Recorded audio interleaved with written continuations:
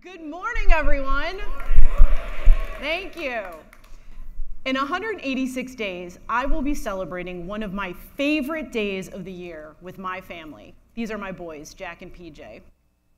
Christmas Eve is one of my favorite days.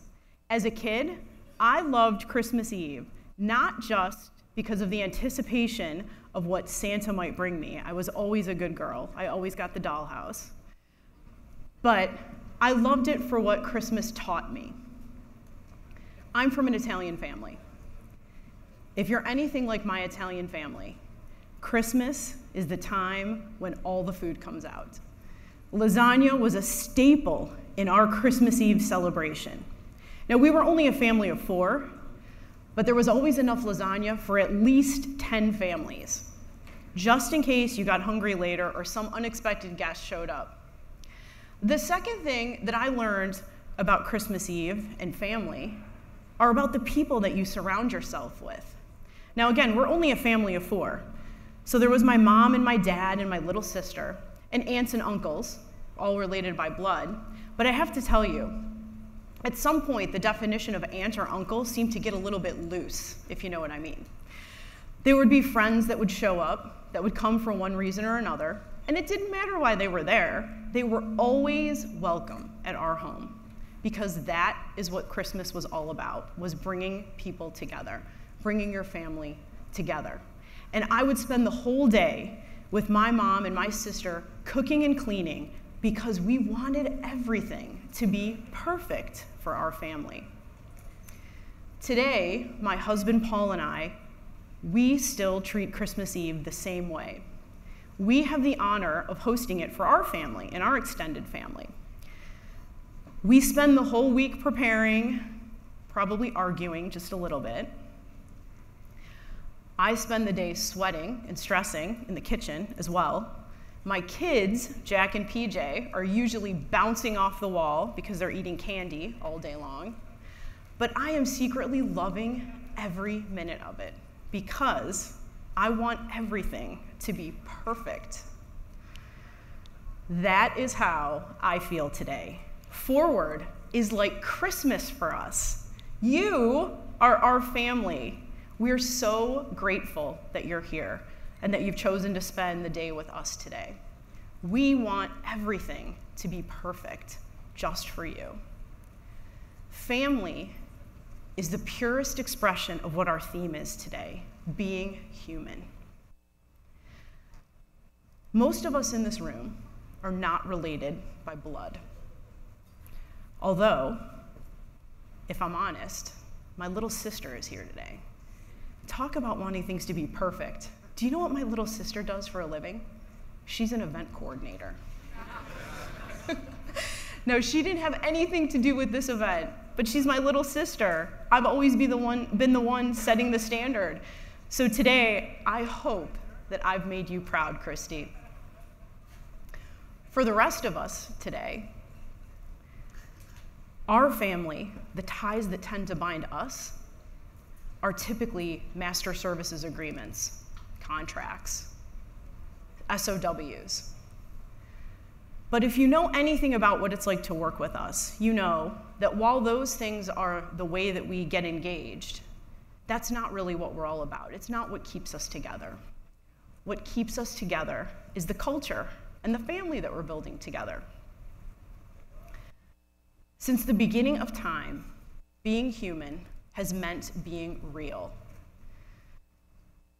Humans have always come together in clans and tribes, in families, to create connectedness. We explore together. We create, we tinker. We take care of each other. We bring safety and security to each other. We fail. But when we fail, we can rely on our families to help pick us up, to help us dust off our knees, and to help us start again. Being human means being vulnerable. It means being really okay with not getting everything perfect, with not getting everything right, but you're gonna try. And you're gonna do it because you know you have your family your clan, your tribe around you to take care of you. I want you to look around today. I want you to look at this room. Your tribe just got a whole lot bigger today. Technology brings us together. It brought our company together. Solstice was brought together because of technology. It brings us together with our clients, and it brings our clients closer to their customers. Technology is getting even more human. It's become more conversational. Does this look familiar? Anyone have one of these in their home? Now, I only have 2 boys, and we're done. But when Alexa landed in our house, she was the sister that Jack and PJ had always hoped for. And she's the perfect addition to the family. She's really smart. She tells funny jokes. You know which jokes they like to ask her to tell. And she's become a really helpful assistant to me as well. AI, technology, the conversations that we're having with technology, they've become a meaningful place in our life. Imagine for a minute what 24 hours would look like in your world without your mobile device. What would conversations look like? What would dinner look like? What would getting here look like? How many needed to use a map today? There's a narrative that you're going to hear today. We're going to cover 3 themes: engagement, transformation, and innovation. Now, I know those sound like somewhat generic themes, nice consulting words, right? You're going to hear today from speakers and businesses. You're going to see demos today from people that all have one common thread in common, that resonate these themes, that make these themes real. They are all dissatisfied. Let me say it again. They are all dissatisfied. They're restless. They fight complacency. The status quo has no room in their world. Digital is never slowing down. To prove what humanity's capable of, to do great things, to attract the best talent, to keep your customers, to keep your employees engaged, you must be in a constant state of dissatisfaction. And you know what? We don't have to look very far. You're going to hear from some great speakers today, but there's also some companies in our own backyard that are dissatisfied. Gallagher is a 90-year-old insurance business built on personal relationships. They're using technology to redefine how they create deeper and more meaningful relationships with their B2B customers. Discover Financial Services. They're a J.D. Power darling, but that's not good enough. They're not stopping there. They're an innovation driver. They're known for being first. They were one of the first to allow you and I to pay our credit card bill with our voice. HCSC, the parent company of Blue Cross Blue Shield, who's probably insuring a large majority of this room right now. Their technology innovation goes far beyond technology modernization. They're putting a meaningful investment in driving affordability in healthcare. The Northern Trust Company, they're managing the wealth of some of the most sophisticated clients in the world. Just last week, they were awarded the best private bank in North America for technology by the Financial Times for their technology platforms. Rockwell Automation, they're redefining what B2B customer experience looks like through their My Rockwell digital portal. John Deere, they're typically known for driving innovation in physical products that are connected to the land. But more often than not, John Deere now, what innovation looks like for them are digital products and solutions. Citi. Citi is a global financial powerhouse. They've made investments in AI, human-centered design, and the API economy. They're transforming the world of institutional and retail banking as a global financial institution. And finally, the Brunswick Corporation. They're a 100-year-old manufacturing company that's created a startup right inside their own business. They use digital to launch not only a new product, but to launch a whole new business right inside of their company. These companies are not only dissatisfied, but they're resilient. Do you think they hit a home run at every at-bat? Do you think every single one of the tactics that they tried was an award-winning tactic? Do you think they didn't fall down? Do you think they weren't exposed? They were resilient. So as I thought of examples of resilience to drive home what the parallel of resilience and digital transformation that's needed looks like, I didn't have to look very far. I didn't have to look any farther than my hometown of Cleveland, Ohio. Now, I've been in Chicago for 12 years, but Cleveland is in my soul. I love the city. Cleveland and its sports teams are the definition of resilience. You can make fun of it all you want.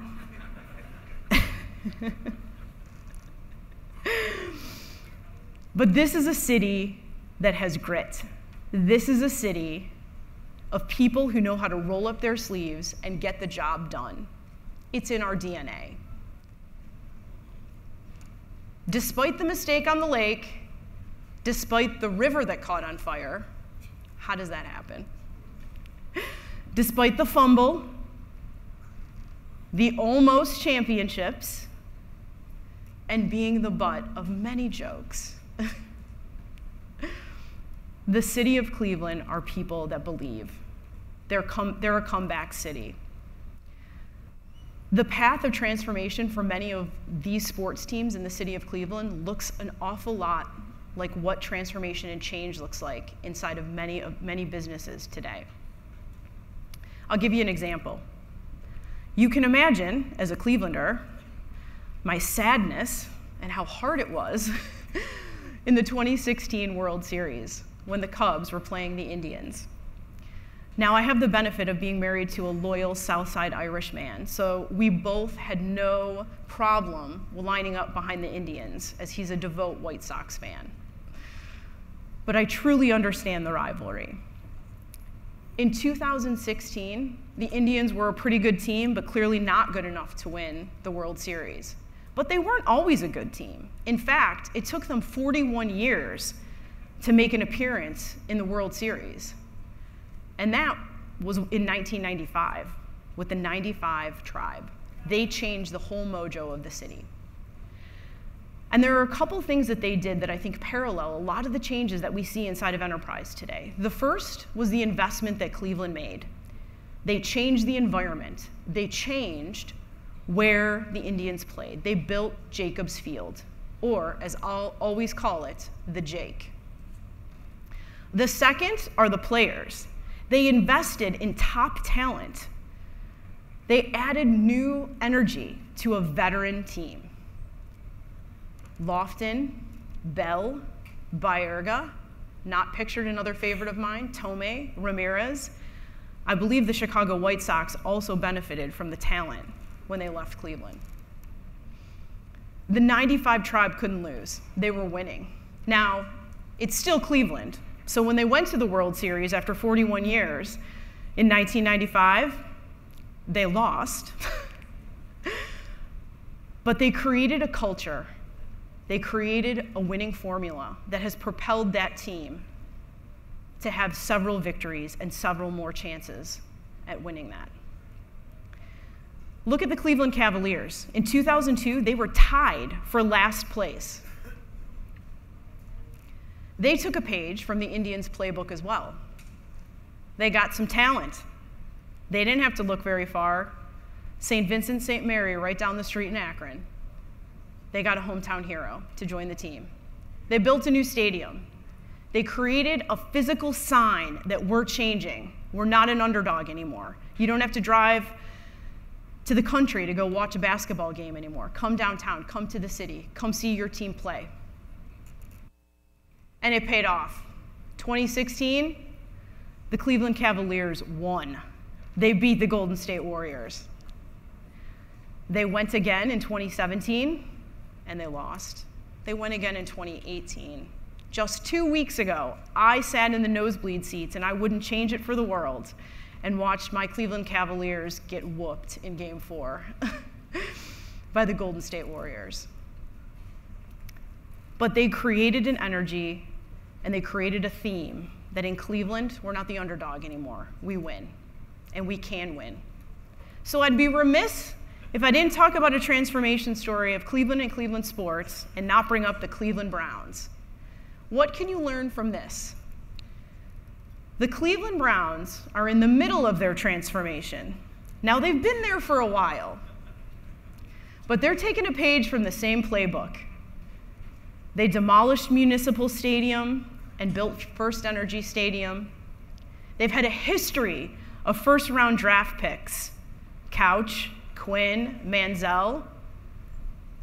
They didn't all work out, but they're trying. They're trying. It's taking them longer than most, but what we're witnessing through the Cleveland Browns is what transformation looks like. I'm going to make a bold statement. I believe in the next decade, the Cleveland Browns will win the Super Bowl. They're going to get the formula right. They know what to do. It's not about the ability of the players. It's not about the ability of the individuals. It's about the culture they're creating. Cleveland is a town that has a taste of victory and winning. We know what winning looks like now. We like it. Across sports franchises all over the world, the single goal is to win. It sounds simple, right? You take really talented individuals, you point them towards a common goal, and you ask them to win. You motivate them to win. It's not about ability, though. It's really about team psychology. It sounds simple, but it's not easy. Simple but not easy is what digital transformation can feel like. If you think about it for a minute, the things that we're all doing right now, taking paper, making it digital, that's not the hard part. The tech is not the hard part. The hard part tends to be wrapped up in politics, bureaucracy, processes, our inability to change, our fixed mindsets, our inability to look at things a different way, with a beginner's mind. There's no better example that I could think of than riding a bike. Riding a bike is pretty simple once you learn how to do it, right?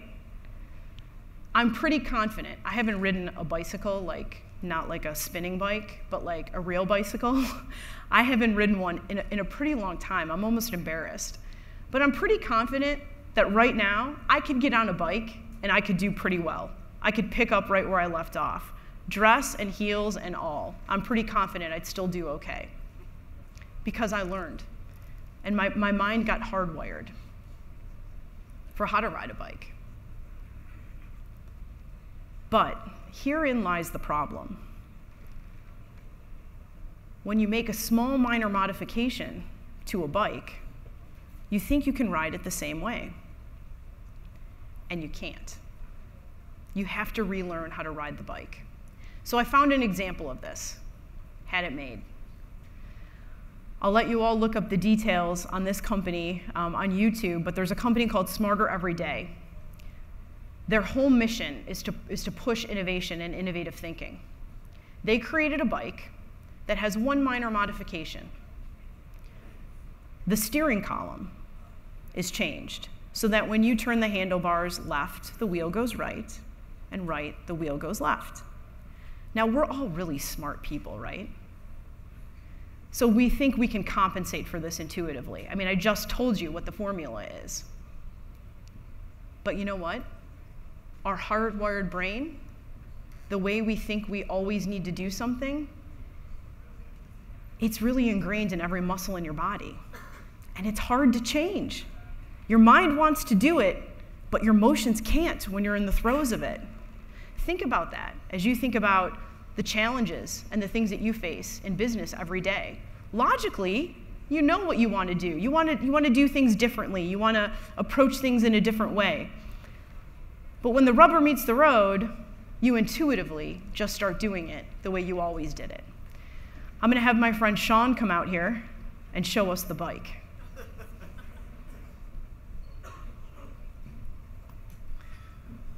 All right, so you knew this was coming, right? Who wants to try the bike? I've got dinner for two downtown for anybody that can ride this bike 10 feet. Just 10 feet. The only requirement, yes! Yes! The only requirement is a helmet. I'll leave it up to you to put it on. Hi, what's your name? Jesse. Jesse. Where are you from, Jesse? What company? From where? Rockwell. Oh, Rockwell. Awesome. You got this. And a bunch of industrial engineers around there. You got this. You can do mind over matter. 10 feet, Jesse. 10 feet? 10 feet. Oh my gosh. It's really hard. Can I back up? You could back up. I'll let you do it one more time. Go ahead. Give yourself some space.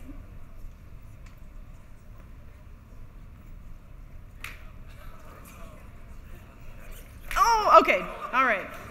Thank you, Jesse. Thank you so much. You didn't win dinner, Jesse. You got to keep trying. You got to ride the bike 10 feet. So the bike's going to be here all day. It's as if it's one of our demos. The first person that can do it, 10 feet, they'll come find me. I owe you dinner for two. There's nothing better than this example of how fixed our minds become. Logically, we want to compensate for it, but we just can't because it's rewired. Now, it took the creator of this, thank you, Sean, the creator of this, it took him 8 months to unlearn how to ride a bike and relearn how to ride this bike. Guess how long it took his 3-year-old son? 2 weeks. 2 weeks. Because a child's mind, a beginner's mind, is more plastic. It's more malleable. It hasn't been hardwired yet.